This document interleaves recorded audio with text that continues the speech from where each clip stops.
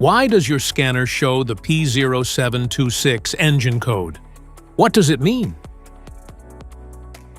P0726 is a diagnostic trouble code for engine speed input, circuit range, or performance.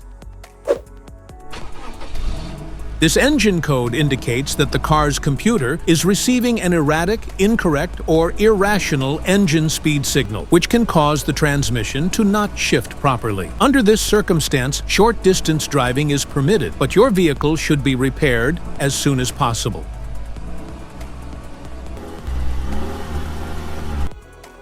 So, what causes this imbalance? Here are the most common culprits.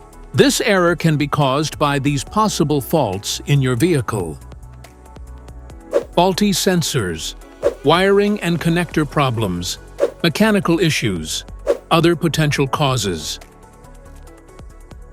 Each DTC code corresponds to a specific issue in your vehicle.